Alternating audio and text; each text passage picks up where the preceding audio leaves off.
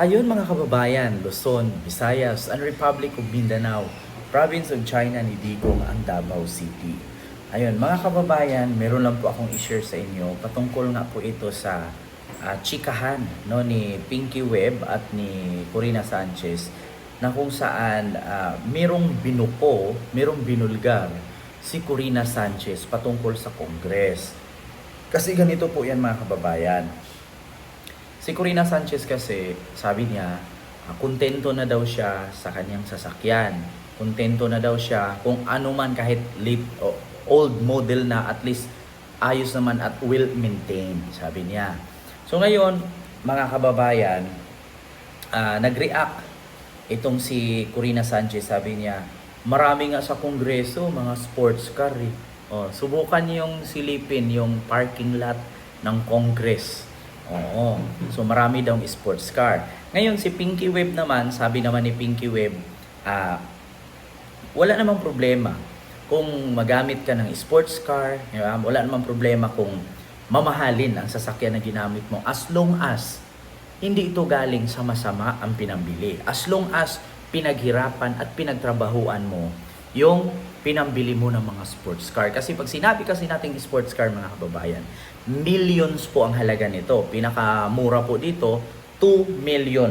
No? 2 million pataas po yan. Or 1 point something. Basta, pag sinabi kasi nating million, mayaman ka na nun, millionaire ka na nun eh. 'Di ba? So mga kababayan, ito po ipapanood ko sa inyo yung video na sinabi ni Corina Sanchez. Ito po. Ako masaya na ako sa luma kong kotse as long as it's well maintained. Yes. Hindi kasi ako conscious sa cars, but I'm sure that Ferrari is something else. At pag binigyan ako ng ganyan libre, hindi ko syempre tatanggapin. Kala ko sabihin mo, syempre hindi ko tatanggapin. Ay, hindi ko tatanggihan. Tapos ibebenta ko. Ayun, and then tama. donate it to charity. Ay, very good. Oo. Pero marami kasi din talaga mahilig sa luxury cars. Yes. No harm, di ba? And there's No problem more with and that. more of them in Congress. Ay! Yes, go to the parking lot of Congress. That's what they said. Itago naman. Ha? Itago naman.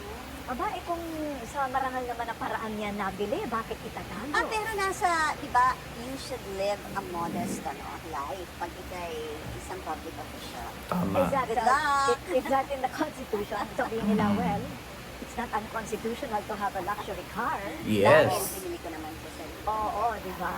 Basta make sure sarili mong pera. Sana Yes. all. 'Di ba? So yun po mga kababayan, no. So kung napanood nyo po yung sinasabi, no? Kung napanood nyo po yung sinasabi ni Corina Sanchez na actually binulgar nga po niya. Actually hindi ko po alam na marami pala diyan sa sa parking lot ng Congress ang mga luxury cars. Pero natural lang naman na mag-luxury cars ka, syempre, 'di ba? Oo, sabi nga nung mayor ng Baguio, ikaw ba naman makatanggap ng AX? Ikaw ba naman makatanggap ng tupad at akap? Syempre, 'di ba? Oo. So, pero yung sinabi ng mayor ng Baguio is like guni-guni, 'di ba? Just like whatsoever kasi mahirap din naman kasi magsalita patungkol sa mga ganyan na wala tayong proof. 'Di ba? Hindi tayo katulad ng ibang vlogger diyan, mga kababayan, sa kabila, yung mga leftist, 'di ba? Yung mga leftist vlogger na pag narinig lang nila sabi ni Tarpulano, paniniwalaan nila. Pag nabasa nila sa comment section, yun na yun, topic na nila. Hindi kasi sila mahilig mag-research. Hindi wala sa bokabularyo nila yung salitang mag-research at wala din sa nila sa huwisyo na dapat ba okay ba to na i-content natin? Dapat ba okay ba to na ibulgar natin sa media? Na narinig lang natin kay Tarpulana, narinig natin kay Tarpulano? Hindi naman po siguro po pwede. Pero para sa akin, according dito sa sinabi ni Corina Sanchez na marami daw sports car sa parking lot ng Kongreso.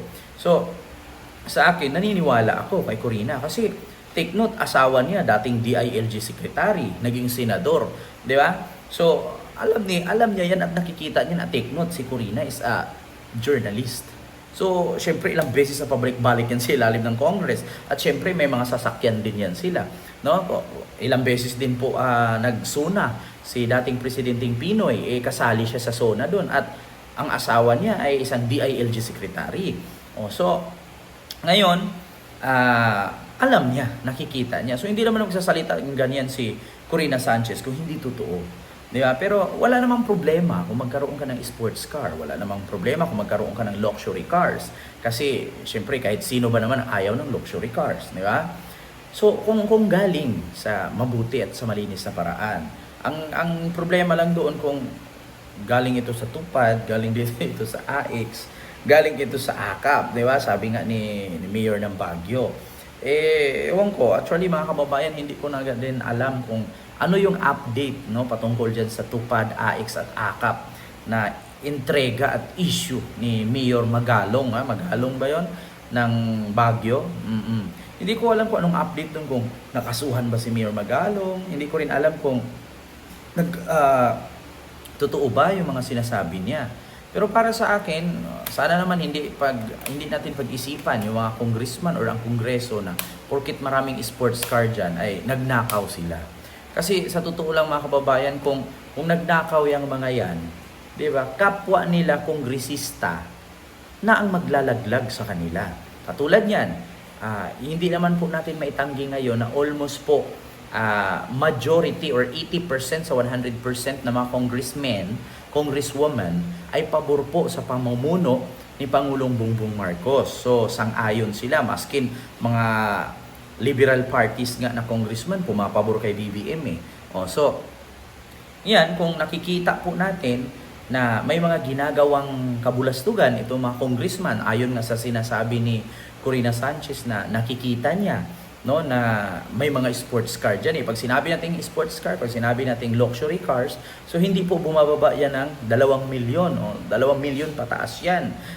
So hindi porket nakita ni Corina at sinabi niyang maraming sports car dyan ay ninanakaw na ng mga kongresista.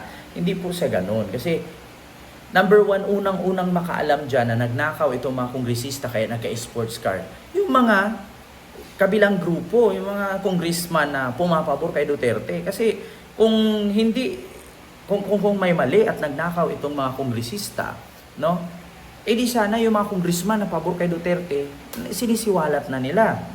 So ibig sabihin, walang ginawang pagnanakaw ang mga congressman, kaya sila nagkaroon ng sports car or mga luxury cars, kasi wala namang nagrereklamo. Diba? Kasi unang-una, alam naman natin ngayon, lahat ng congressman and congresswomen ay pabor sa pamumuno ni Pangulong Bongbong Marcos. No? 80%. So yung 20% doon, ayaw kay Marcos. So ngayon, kung merong mga congressman dyan na nagnakaw or nangurakot para magkaroon ng sports car or luxury cars, sa tingin niyo yung 20% na ayaw kay BBM, hindi magsasalita yon? Sa tingin niyo yung 20% na ayaw sa pamumuno ni Marcos, hindi nila ibubulgar yung pagnanakaw ng mga congressman na pumapabor kay BBM? Nako, take note. Come on. Diba? Huwag na tayong magpakatanga dito. No, huwag tayong basta-basta na magsabi na nagnakaw, kaya nagka-sports car. According nito sa sinasabi ni Corina, subukan ninyong tignan yung parking lot ng Congress, maraming sports car dyan, maraming luxury cars. At saka para sa akin, wala problema kung magka-luxury car sila, deserve nila yun. Congressman sila . Yung iba nga dyan, hindi politician, may mga sports car. Tignan nyo si Francis Leo Marcos. Palibot ng buong bahay niya dyan sa Green Meadows, di umano puno ng sports car. Hindi naman siya congressman. Diba? So, ganun lang mga kababayan. So, huwag tayo basta-bastang magsabi na porkit naka-sports car, nakaw. Diba? Kasi wala tayong proof. Mahirap na. Much better na pag nagyaw-yaw ka ng nakaw, kung may proof ka, mahirap kasi. Yaw-yaw ka ng yaw-yaw, tapos para kang DDS vlogger, wala namang kwenta. Tapos yun na yung binabasihan mo. Narinig mo lang kay Corina na maraming sports car ang parking lot ng Congress. Sasabihin mo na agad, nagnakaw ang mga kongresista. Walang ganun, Mars. Di ba? So, ganyan lang, mga kababayan, sa ating vlog, no? Maraming salamat po. Hindi kong kalimutan mag-like, mag-share, at mag-subscribe. At i-follow ako sa aking Facebook page and TikTok account. Maraming salamat.